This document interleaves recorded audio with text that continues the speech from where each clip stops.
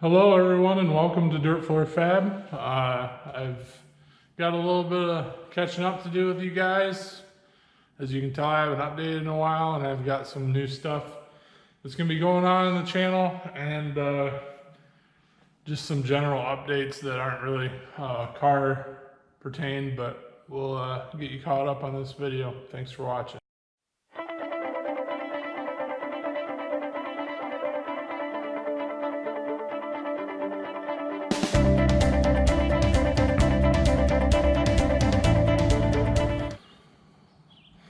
So a lot of you guys that follow me on different forms of social media have seen what I'm about to show you and have made some comments about changing my name.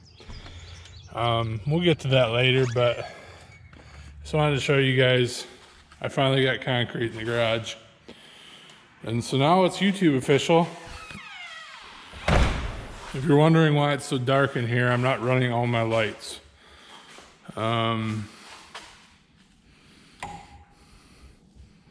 That's with all the lights on.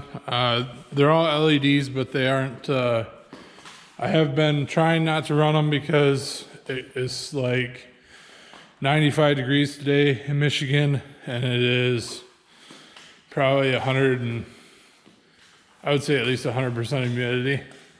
Like I'm literally swimming in my clothes that I'm wearing. So I've been trying to keep it cool in here, which means keep pretty much all the lights off, and this barn will actually hold some cool air in it for at least, until about 10 o'clock in the morning. So I guess without further ado, we'll start showing you some stuff that we've been doing on the car. For you guys that are new here, I've been on a set of dirt track rims, and those are now drilled out for 5/8 stud, which you can see there. I wanted to get a second set of wheels so that I could go from street tires, which are them, to slicks, which are these. These are Mickey Thompson, basically 900, several zeros, 848s. They're a 28-10-5 15 non-stiff sidewall. I probably should have went with a stiff sidewall. I think the next tire I'll probably go with is a Pro radial instead of a traditional slick, but I kind of wanted to see what worked with the car. I'm a little concerned of this being a leaf spring car, and these have a offset leaf spring under them, so like it's got 1/3 of the length up here and then 2/3 of the length is behind it, which doesn't help the Kel-Trax work very well. It's got really bad instant center numbers, typically anyways. Obviously I haven't scaled the car and done any measurements, but recently I had worked on this, which I've been kind of putting off. Cut a hole in this core support to fit my small filter, which I probably won't run much, but you can see I've got my cold side looped around, and there comes around, goes in the intercooler, goes around that side, and then back up into the intake. So I'm gonna clean up that just a little bit, put my grill back on. That should be golden. I think the last video the car did run. And as you guys can see in here, it's awful like dusty. It's from when we did the concrete and cut all the lines in it and stuff. I covered the car, but the dust got in everywhere. It's real hard to deal with. Since the last time that we had the car running, I got a radiator in it, obviously. I have had it running with the new radiator, and you can see right there, also you can see that my coupler here is stretched. I need to get that a little bit different, but this was originally a big block Chrysler, or A-body big block Mopar radiator, which I cut that bottom outlet there and put a 90 on. Well, I did that, and then I went to start it and put coolant in it, did all that. I put water in it, and it immediately started draining back out. So I thought that maybe it was my welds. So I pressured it up, looked it over. Didn't find anything on that side over there. But I did find is the core leak in it on this side by the top hose. Nothing I can do about it. I already modified the radiator. They're not going to warranty it. So I put some engine builder pills in it. That for like small block Chevys, they have these little pills that go in your coolant, and it's supposed to seal up for if you like have on a small block Chevy. They have some of the head bolts go into the water jacket, and it's supposed to just seal it up so it doesn't weep. I do have an issue, which I wish my laptop was out here for, but I have only one O2 sensor on my HP tuner setup. So I don't have, for whatever reason, both my short terms are reading off this sensor, right? So my short terms should match, but they don't. The one's negative 40 something and the other one's positive 24. So I have to change values in the tune to try to alleviate that, because I got some very rocky idle when it's trying to go into closed loop. So have to fix that. It's been too hot. I've been waiting for either early mornings or nights to work on it, and it's been really hard to. I've been working a lot and getting called out a lot, so it's been hard to do that. But I showed you guys these. These rims and tires are the same fitment as the ones that I have over here. These are 15 by 10s, 4 on 5.5. Sorry, 5 on 4.5, which is Ford or Mopar, big Mopar pattern for a car. And 5.5 inch back spacing, which is a nightmare to find in an aluminum rim. This is a discontinued part number Raystar, and I don't know the part number of it. I'll have to look at. Oh, actually, I got my box right here.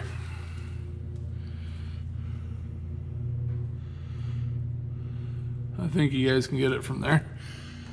I thought I already threw the boxes out, but this is a 15 by 10, 5 on 4.5 with a 5.5 back spacing, which is, from what I hear, what they fit is a SN95 Ford Mustang. So for whatever reason, they just kind of discontinued it. I don't really know why. A lot of the other Fords are 7.25 inch back spacing or a 6.5. But so as I was running it all this time, what I was doing to shut it off was unhook the hot and negative posts. So we started to wire this in, started to wire in a 100 amp relay here, which I think I've showed you guys before. This is for my main fuse panel power. The reason why I need to do this instead of just running it through the ignition is because this controls the power to the fuse panel up in the car. If I don't like having the shut off wired to the positive, because these would be positive leads just open in the trunk. So this is going to have the ground signal coming from this. So when this shuts off, it shuts up, kills power to the front end of the car, effectively shutting the car off. This is about the safest way I know how to do it. So I've got a couple more wires to crimp on that. Sorry guys, it's miserably hot. You probably see all the sweat beading up on my forehead, but it is nightmarishly hot in here. I just wanted to get a video out for you guys to show you where the car's at, what we're doing with it, why I haven't updated. Really been trying to get this concrete done for a while. We finally got it done. Then I had to keep off of it for a week, which ended up only being probably 5 days before I said I'm sick of not working on the car. I pushed it out, which it was packed in there before, and now my old shop is a mess. You can see my 55 front end is just covered in that same chalky dust. So I did get a squirrel cage, which we've named the finger chopper. This is an old 1-horse motor that's wired for single phase. And this is just some kind of industrial squirrel cage that they use for like an evac fan. And the plan for this is, which is way down the road, to build a swamp cooler where you basically suck air in, blow it through a radiator that has water pumped through it. It's basically the opposite of like a heater. It'll pull some of that cold temperature off that radiator into the air and then blow it in here. I'll probably put it outside, out there somewhere. So I think that's about it. I've been trying to stay busy on it. We haven't really been doing anything exciting besides for just trying to get the car going. I would fire it up for you guys, but it probably doesn't run any better than it did before. So until I get some tuning done on it, then it's kind of pointless. I guess I'll say happy 4th of July, late for me. Hopefully you guys are enjoying your weekend. And if you guys have any comments or want to like the video, ask me any questions. If you don't like my cars, then yeah, go ahead. So hopefully nobody takes that joke to heart. I just try to stay positive on this channel. I don't really have any room for negativity. There's a lot of people that don't like the swap, don't like what I do, don't like the car, don't like the engine, the rear end, you name it. I documented this to try to help others that are wanting to build it on a budget or use the parts that I did use. So take my advice with a grain of salt. And as always, I've been getting a lot of questions. If you guys have any questions about the swap or what I'm doing, anything in general, a lot of people have been asking me if I was going to change my YouTube name. I've had this name since I was 15. Growing up, I didn't get to work in my dad's garage very often because he used it as like a man cave more than a workshop. So I've had the name for a while. I don't see it going anywhere. In the banner on my page, it says from the ground up. So it just means always progressing. To be successful, you gotta remember where you come from. We're not changing the name. And we're gonna keep working on this. We got some new stuff coming.